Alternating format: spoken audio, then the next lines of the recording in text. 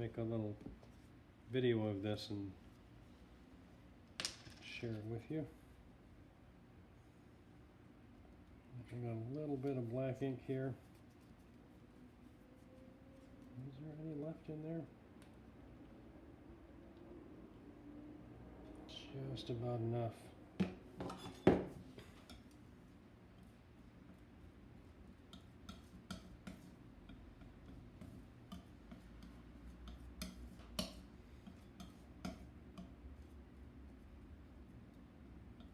Okay, so I want to turn it over with the knife and warm up the ink so that some friction will make it a little bit, little more fluid.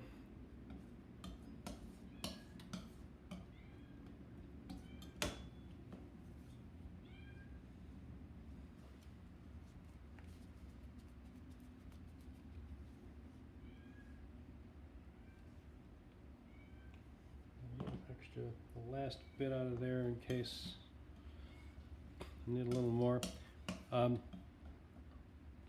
think I will use the smaller brayer in this case just because I've got the I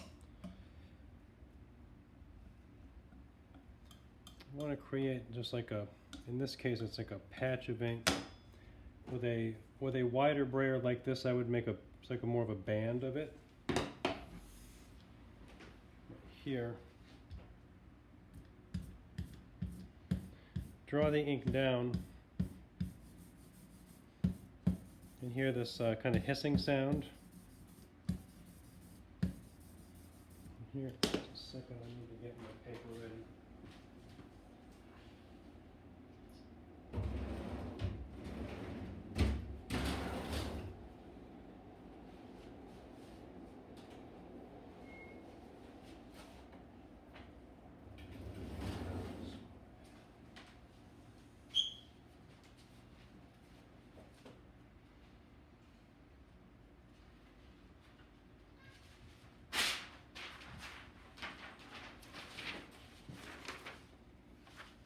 Okay, so now got this, you can see that's nice and glistening. Shift this over. Actually, no, I'm going to roll this up on the glass. I don't want to roll it on the area where I'm printing because if I roll off of it, I can you have to put something else down on the surface. So roll and lift the roller so that you're not putting the same spot on the roller on the same spot of the block over and over again, because you won't really get the ink to transfer very well.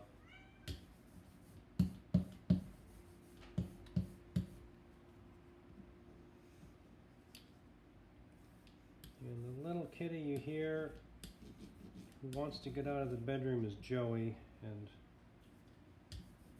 Joey doesn't do well with the other cats when he's not supervised, and I can't do that when I'm teaching, so.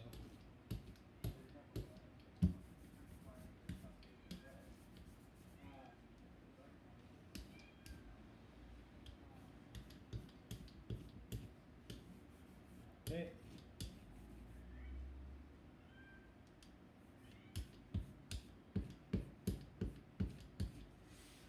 So just that, inking it, helps me to see what I've got.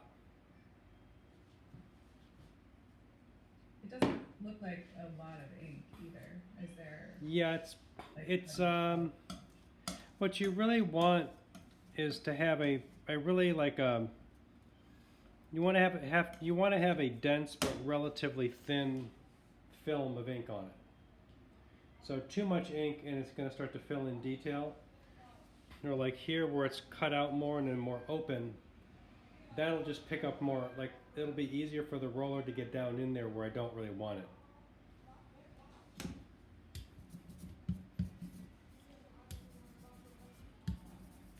I just want to make sure that where you have big solid areas of black, or color, you want to make sure that you get it thoroughly. But I'm not really pressing that hard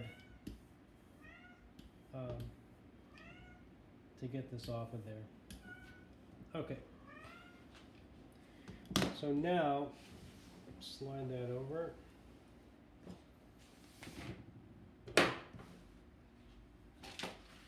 This guy.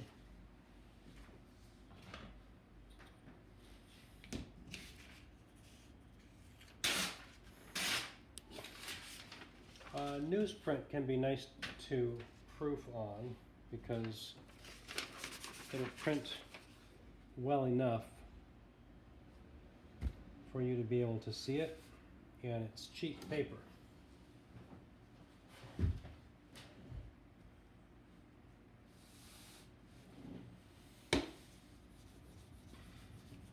Right, so the ink is sticky, so the paper will stick to the block. Sometimes when you have pressed it and you've gotten all the ink off the block that you're going to get, sometimes the paper will start to let go and slip. So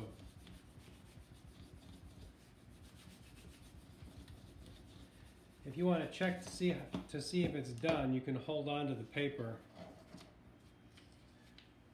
and peel this back and see what you're getting, and then let go so you can go back and get some area that's not dark enough. So this newsprint won't necessarily give me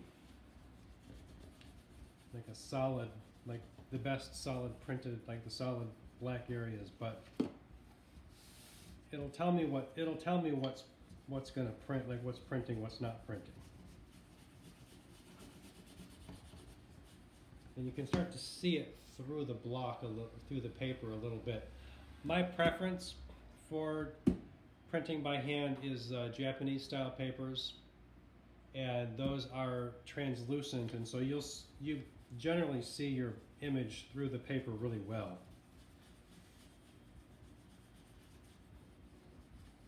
Okay.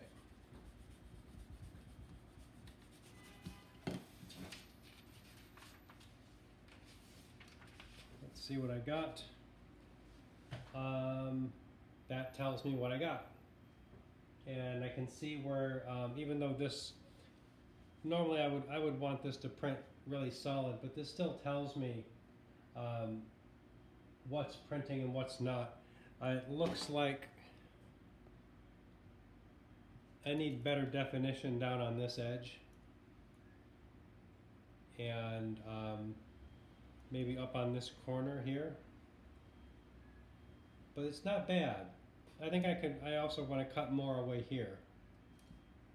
I'm trying to imitate that other one where I make this transition where it's lighter and shifts into shadow.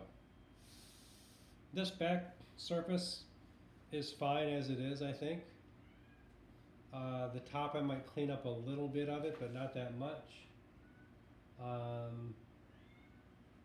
And this cutting here is too big. I'll try to blend it with some smaller cutting. So, and this I cleaned out deeper than I did here, so I might want to clear this out a little bit more. But that's that. So that's rolling it up and printing it.